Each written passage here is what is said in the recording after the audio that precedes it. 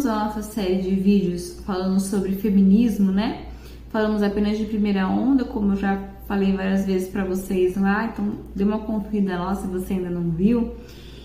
E eu gostaria de concluir essa série de vídeos falando sobre submissão bíblica. E o porquê que uma coisa tem a ver com a outra, né? Nós falamos ali, né, sobre a primeira onda do movimento feminista, né? Nós temos algumas líderes, né? Como Elizabeth Stanton, líder ali do movimento sufragista nos Estados Unidos, Alexandra Kollontai, líder ali política na Rússia, na Revolução Russa. Nós temos alguns líderes do proto-feminismo, como Mary Wollstonecraft, né, sua filha também, Mary Shelley, ali na Inglaterra, né, enfim, citamos também a primeira abortista, né, Margaret Sanger, e todas elas, né, mulheres imorais, mulheres ateístas, né, que odiavam a ideia de casamento, de maternidade, de castidade, né. Então é bem viável nós falarmos aqui sobre submissão bíblica, né. Todas essas mulheres odiavam o casamento, portanto muitas delas tinham amantes. No caso de Elizabeth Stanton, eu não lembro dela ter tido família, mas ela fez a primeira atualização da Bíblia, assim, né, que eu saiba, né? Então, se você acha que Ed René queria atualizar a Bíblia, você está por fora. Elizabeth Stanton já tentou fazer isso. Ela fez a Bíblia feminista atualizando, né, alguns textos como a submissão da mulher ao marido e liderança eclesiástica, porque a Bíblia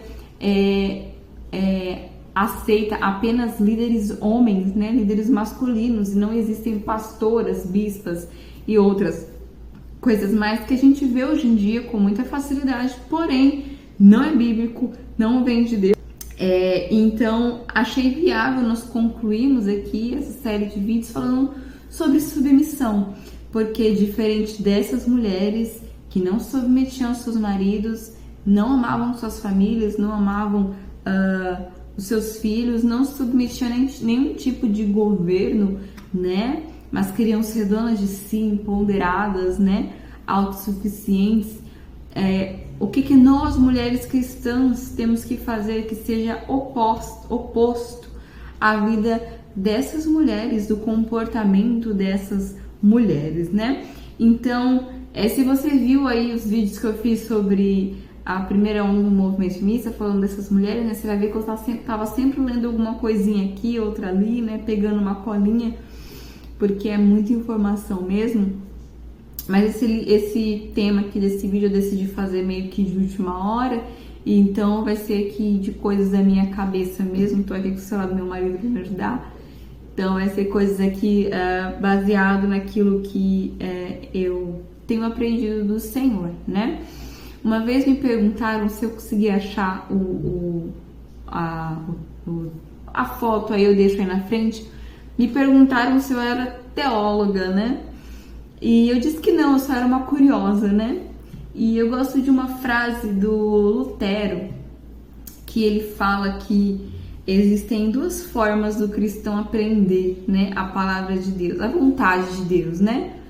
Primeiramente pela palavra, né? Nós aprendemos a vontade de Deus, primeiramente pela palavra, e segundamente, as dificuldades da vida nos leva a aprender na prática qual o poder daquela palavra, né? E o que ela irá causar na nossa vida, né? Então, é assim que eu aprendi a palavra de Deus, vendo na minha vida coisas que não condiziam com a vontade de Deus, coisas que não eram de acordo com aquilo que Deus queria para mim. Uma das coisas também que nos faz ver qual é a vontade de Deus é a paz e a alegria, né? Existe uma palavra que diz que o reino de Deus é justiça, alegria e paz no espírito, né? Então, quando não há uma dessas coisas ou não há as três coisas, é um grande sinal de que você não está fazendo a vontade de Deus. Por isso que eu sou muito cética em relação a cristãos que não têm paz e nem alegria. cristãos que fazem terapia, psicólogo, essas coisas assim. Eu estudei um tempo atrás sobre Freud. Freud, o pai da psicanálise, era um ateu, um homem imoral. Então, eu não sou completamente contra caso você tenha alguém na família, né, que tem esquizofrenia, que tem autismo, né, eles vão precisar sim de ajuda médica, mas fora isso, há uma grande chance de, no caso, se você que está me assistindo, né, tiver problemas com paz, com alegria, há uma grande chance de você estar desobedecendo a palavra de Deus, e não que você queira fazer isso, né, mas infelizmente nosso coração é mau e nós precisamos nos moldar, nos santificar, né, pela palavra. Então, mesmo sem querer, nós cometemos erros, né, e nós precisamos estar atentos a isso para moldar o nosso coração à vontade de Deus, né? Então, talvez você pense em pecados aí como matar, roubar, se prostituir, mas pecados simples como falar mal da vida do outro, né? Jesus Cristo disse, né, que não matarás, mas, né, ele diz, eu porém vos digo, se você disser ao seu irmão que ele é louco, né, ou se você ofender o seu próximo, né, com as suas palavras, você já está assassinando ele no seu coração. Então, o pecado, ele é muito mais profundo, muito mais sério do que a gente pensa, né? Atitudes, pensamentos, palavras podem levar as pessoas para o inferno se elas não se arrependerem, né, dos seus atos. Então, estar em paz, estar feliz, é uma evidência de que nós estamos no caminho certo, no caminho que o Senhor tem para nós, né? A verdadeira alegria, aquela alegria que não é passageira, que não vem de umas férias prolongadas num lugar bonito, né, na viagem dos sonhos, né, de comprar aí a casa própria, de realizar um sonho qualquer que seja, mas é uma alegria permanente, uma alegria que permanece, né, que não depende de circunstâncias ou de coisas para que você esteja em paz ou feliz. Muito pelo contrário, a vida do crente é uma vida de lutas, né? Nós temos aí o exemplo de Jó, né, que sofreu com doenças, com perda dos filhos, né? Nós temos o exemplo do rei Davi, que foi perseguido pelo rei Saul até a morte de Saul, né? E vários exemplos aí de pessoas de Deus que sofreram, mas que tinham no Senhor a alegria, a paz necessária para perseguir, prosseguir no caminho que Deus queria para a vida deles, né? Então, o que me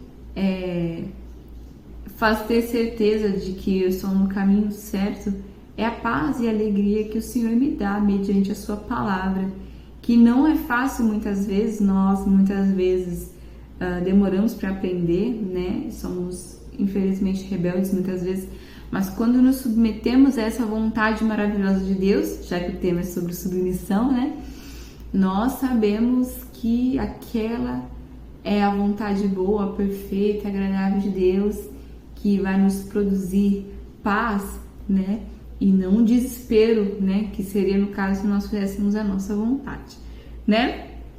Então, voltando para o tema submissão bíblica, não sou teóloga, mas sou uma curiosa que ama a palavra de Deus, né? Submissão bíblica já de cara o que a gente pode aprender, o que não é submissão. Não é você ser capacho, você ser subordinada e aceitar tudo que o seu marido ou o seu líder ou o seu governo lhe propõe, né? A palavra de Deus fala também que a gente tem que ser sujeito, submisso a todas as autoridades, né? Porque foi Deus que estabeleceu, tá lá em Romanos 13, se eu não me engano. Então, mas se essas autoridades desobedecem a Deus, se eles são pagãos que não temem a Deus, nós temos que estar primeiramente sujeitos à palavra de Deus. Então a gente tem, por exemplo, a Reforma Protestante. A Reforma Protestante foi o quê? Trazer de volta só a Escritura, né? Somente as Escrituras. Então tinha-se a ideia de que a igreja estava acima de tudo e de todos, que a igreja ia salvar as pessoas, né? E nós aprendemos que nós, mulheres, somos a alegoria da igreja, né? Nós não salvamos ninguém, né? A igreja não salva ninguém, quem salva é o cabeça dela, que é Cristo, né? O casamento é uma alegoria disso, né? Então, a igreja não salva ninguém, quem salva é aquele ao qual ela proclama que é Cristo, né? O seu Salvador. Então, ali, quando na Reforma Protestante tem se trazer de volta as Escrituras, né? A igreja, ela pode estar errada se ela não estiver debaixo da autoridade da Escritura. Então, eu não tenho que me submeter à igreja se ela não está de acordo com a Escritura. Eu não tenho que me submeter aos reis, aos líderes políticos, se eles não estiverem debaixo das Escrituras. Então, um outro exemplo também que nós temos ali na época da Segunda Guerra Mundial, na Alemanha, foi se passado um decreto aonde as pessoas tinham que entregar os judeus, né? Isso fazia parte da lei na Alemanha, né? Mas aquilo era errado, eles iam ser coniventes com o assassinato de pessoas inocentes. Então, existiram muitas pessoas ali usadas por Deus para proteger os judeus, né? Para não entregar ali os seus vizinhos, seus colegas ali que eram judeus, tinham a questão dos negros também, né? Porque por mais que aquilo fosse uma lei do país, era contrário à palavra de Deus, era contrário à vontade de Deus.